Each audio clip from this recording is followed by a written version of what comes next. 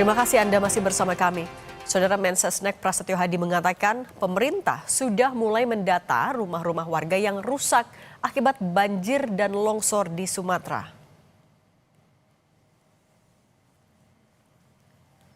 Usai melakukan kunjungan ke Kabupaten Langkat, Sumatera Utara, Presiden Prabowo Subianto siang tadi kembali ke Jakarta melalui Lanut Suwondo, Medan. Sebelum terbang ke Jakarta, Presiden yang didampingi sejumlah pejabat tinggi negara menyampaikan beberapa komitmen soal perbaikan di wilayah bencana. Salah satunya soal hunian warga yang rusak parah dan sudah mulai didata.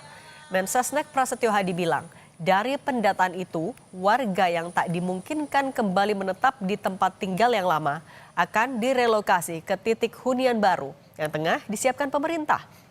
Lokasi hunian baru itu berada di tanah-tanah negara dan tanah yang dikelola oleh pihak tertentu.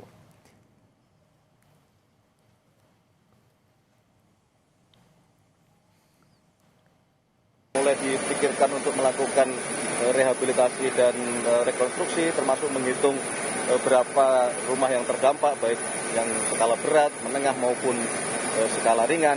Kemudian juga sudah kita koordinasikan untuk disiapkan lokasi-lokasi bila mana masyarakat memang secara kondisi tidak memungkinkan kembali ke tempat tinggalnya yang lama dan berkenan untuk dilakukan relokasi. Pemerintah kami sudah berkoordinasi, jadi dari 52 kabupaten kota yang terdampak sudah kita inventarisir tanah-tanah negara maupun tanah-tanah yang saat ini pengelolaannya diserahkan kepada pihak-pihak tertentu untuk nantinya juga akan dialokasikan sebagai titik-titik relokasi dari saudara-saudara kita yang kemarin terdampak. Usai bertemu pengungsi di Langkat, Sumatera Utara, Presiden Prabowo Subianto kembali ke Jakarta melalui Lanut Suwondo, Medan, Sumatera Utara. Sebelum kembali ke Jakarta, Prabowo menjawab persoalan aliran listrik di wilayah terdampak bencana. Kata Prabowo, pemulihan aliran listrik tidak bisa dilakukan secara cepat karena sejumlah kendala. Prabowo menargetkan persoalan aliran listrik di wilayah terdampak bencana akan selesai dalam 1 pekan. Listrik ya ada tidak secepat yang kita harapkan karena kondisi fisik dan kondisi alam yang masih kita harus atasi ya. Menara-menara itu sangat berat, kemudian ada kendala-kendala, sebagian masih banjir sehingga kabel-kabel tidak bisa tembus, tapi insya Allah kita harapkan ya mungkin 1 minggu mudah-mudahan ya, tapi jangan kita terlalu berharap semua bisa sekejap ya. Kami mohon, lihat cerita masyarakat Tamiang. Kami semuanya adalah korban. Korban banjir di Kabupaten Aceh Tamiang berunjuk rasa saat Presiden Prabowo meninjau posko pengungsian di jembatan Kota Kuala Simpang Jumat kemarin. Mereka menuntut agar pemerintah menetapkan bencana banjir bandang di Aceh Tamiang dan daerah lain di Sumatera menjadi bencana nasional.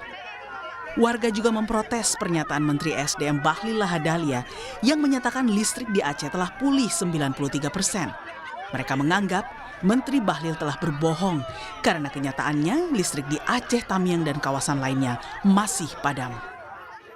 Pak Presiden, kami mohon untuk Aceh Tamiang sebagai bencana nasional. Kami mohon, lihat cerita masyarakat Tamiang. Kami semuanya adalah listrik di Tamiang. Di hadapan pengungsi, Prabowo meminta maaf bila ada yang masih kurang dari pemerintah. Presiden juga menyampaikan harapan agar semuanya bisa segera pulih dan kembali normal. Saya minta maaf kalau masih ada yang belum. Kita sedang bekerja keras. Mungkin listrik yang belum ya. Sudah mulai? Oh, oke. Selepas dari Tamiang, Presiden melanjutkan perjalanan ke posko pengungsian Desa Gunung di Takengon, Aceh Tengah. Listrik hingga Di sana, salah satu perwakilan warga menuntut agar pemerintah mempercepat bantuan logistik dan hunian sementara. kami di sini sangat membutuhkan logistik, Pak. sangat-sangat membutuhkan kekurangan air bersih, listrik, hingga Telkomsel, Pak. Saya mengharapkan kepada Bapak agar secepatnya membantu rumah-rumah saudara saya yang terkena musibah, Pak. Saya sangat berharap, Pak, ya. Saya mewakili saudara-saudara saya di Aceh Tengah, Pak.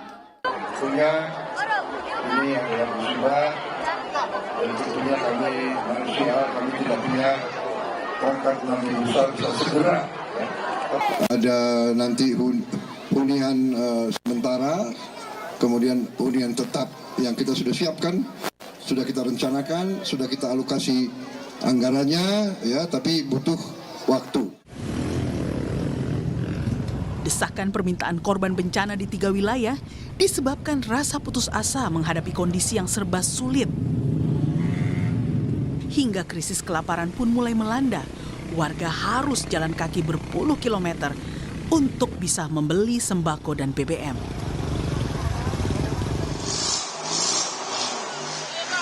Belum lagi kondisi jalanan yang penuh lumpur dan jembatan putus mempersulit pengiriman bantuan.